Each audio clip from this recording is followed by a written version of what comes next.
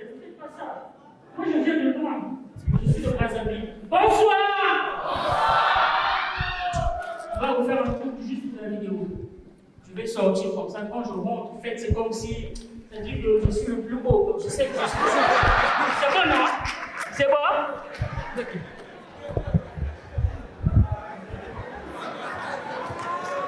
Mesdames et messieurs, pour sa première fois à Bukavu, veuillez recevoir le meilleur humoriste de Brazzaville, Jojo!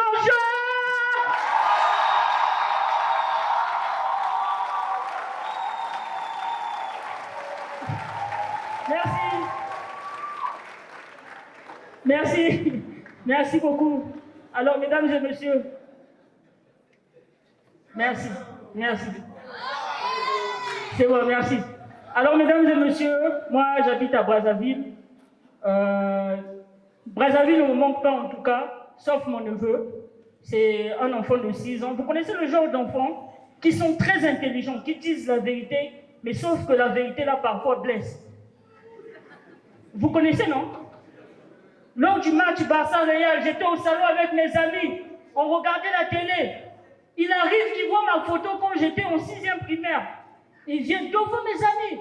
Tonton, j'ai vu ta photo quand j'étais au 6e primaire. J'ai dit oui. Après, ah, tu n'as pas changé, hein?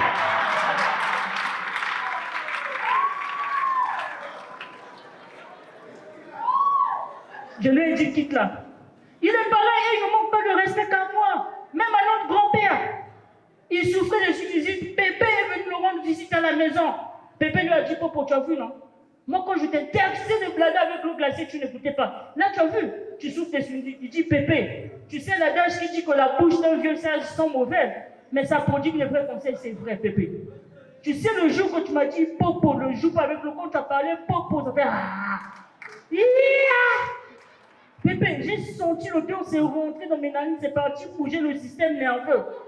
On est parti à l'hôpital, le docteur m'a dit, j'ai plus le poison. J'ai dit, non, c'est pas le poison. C'est la bouche de mon Pépé.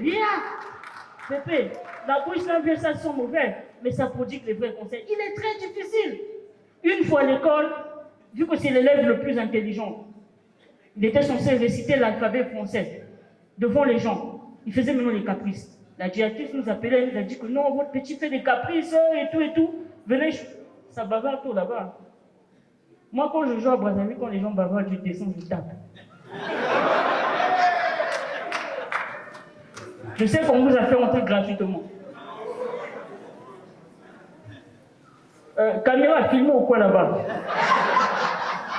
En fait, non. On fait ceci. Ici, là, c'est moi qui commande. Une fois que je monte ici, c'est moi qui commande. Donc, je suis capable de vous dire, on change de place. Donc, vous changez de place, vous venez devant, vous sortez derrière. C'est bon, non? Maintenant, prouvez-moi que vous êtes sage. Il y a près de 500 personnes ici dans la salle. Ils vont applaudir pour vous, pour que vous puissiez arrêter de faire la pagaille. C'est bon? Allez, on applaudit très fort pour eux. Merci beaucoup. Merci beaucoup. Je vais devoir changer le sketch parce qu'ils m'ont dérangé.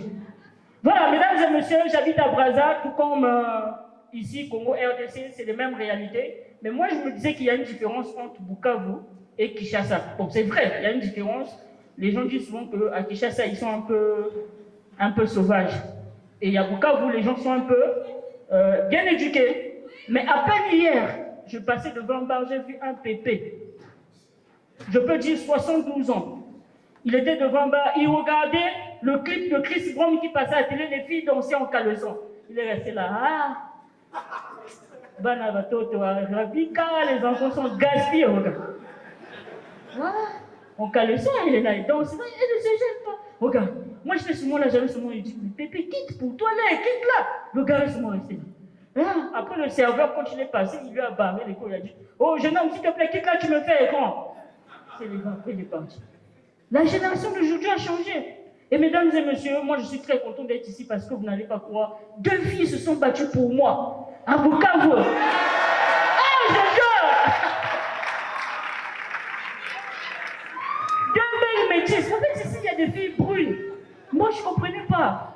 J'ai vu un policier qui était là, je lui ai demandé pourquoi les 2 filles se battent pour moi. Le gars m'a répondu que les 2 filles étaient en contradiction à propos de mon âge.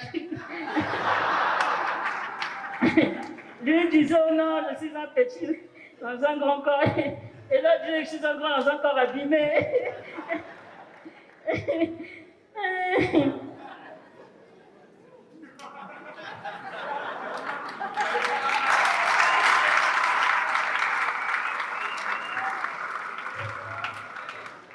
Rien ne marche dans ma vie. J'ai abandonné les études en classe de terminale à cause de la directrice de notre école. Dès que ma vie, je passais, m'a dit, oh, tu vas où là-bas, c'est les humanitaires, la maternelle, c'est ici. Ça m'a découragé. Après, je suis parti faire le football. Je suis un talent de notre famille et j'ai fait tous les tests, ça marchait le jour de la sélection. Mon nom est sorti comme fétichon de l'équipe nationale. Ça m'a découragé, j'ai décidé d'abandonner. Après, je suis parti dans le cinéma. Il y a un réalisateur qui m'a vu, il a dit, waouh, tu feras un bon acteur. Que toi et moi, est-ce que ça te dirait de faire le film de King? Non, attendez d'abord. Attendez d'abord. C'est vrai que c'est un enfant intelligent. Mais le problème, c'est que pour faire vrai dans le film, il fallait être nu. Ne m'imaginez pas nu, s'il vous plaît. J'ai refusé. Rien ne marche dans ma vie. Rien. Même quand je veux me reposer avec ma copine quelque part, on arrive là, me vigile au nom cas de viol. Je dis, ah, comment ça, cas de viol? Je suis venu avec le propre consentement de la petite. Le vigile me dit, non, excusez monsieur, c'est pas vous qui violez, mais c'est la fille qui vous viole. Rien ne marche dans ma vie. Je suis parti, je voulais maintenant me lancer dans les télé-réalités. On est parti comme ça, le gars a dit, oui, on peut faire une émission sur Blanche-Neige. Mais sauf que toi, tu es le seul, il reste 6 personnes. Les personnes intelligentes ont compris la blague. Le reste des idiots rient au rythme des autres.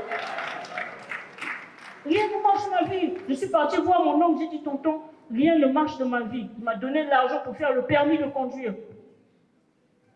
J'ai payé pour 3 cachets. On m'a donné le permis de demi-cachet. Bon, je vous avoue la vérité, mon oncle m'a donné un véhicule qui conduit la marchandise des bananes, parce que c'est son activité. Mais je vous assure, depuis que je conduis le véhicule, la circulation est libre. Moi-même, je n'ai jamais compris. Le lundi, je conduis à 14 h, la circulation est libre.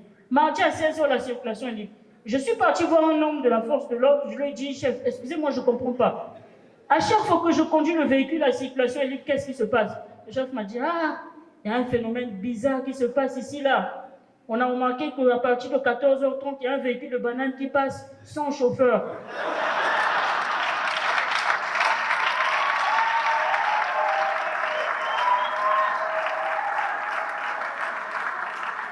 Voilà, mesdames et messieurs, on a commencé le spectacle avec un léger retard. Donc, je ne vais pas tirer en longueur parce que les autres là-bas aussi attendent. Je voulais faire 20 minutes, mais je coupe pour vous pousser à venir au gala, à payer les tickets. Donc, vous allez voir l'intégralité de mon spectacle. Maintenant, ce qui se passe, c'est quoi? Chez moi, à Brazzaville, les gens savent que je suis aux États-Unis. Donc, on va faire ceci. Je vais faire une vidéo. Vous allez sortir vos téléphones, les flashs. Dès que je dis, oui, mesdames et messieurs, Brazzaville, je suis aux États-Unis, vous dites, non, tu vois, Bukavu, c'est bon. Hein? Vous jouez le jeu, hein?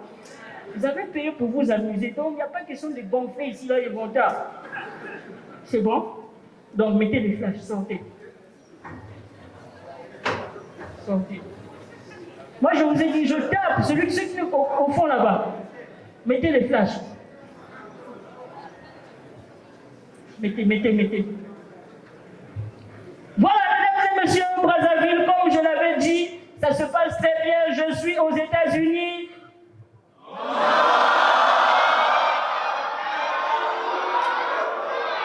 Je suis où? Bon, c'était le meilleur public de Bukavu.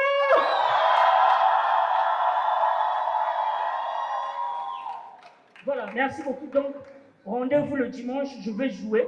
Hein, ça va chauffer. Je fait rire, non? Merci beaucoup. Maintenant, non, dites-le pas. Je veux annoncer le prochain artiste qui va venir. S'il vous plaît, des ovations pour lui, parce que c'est un fils du pays. Mesdames et messieurs, avec acclamation, veuillez accueillir Marcus Joel!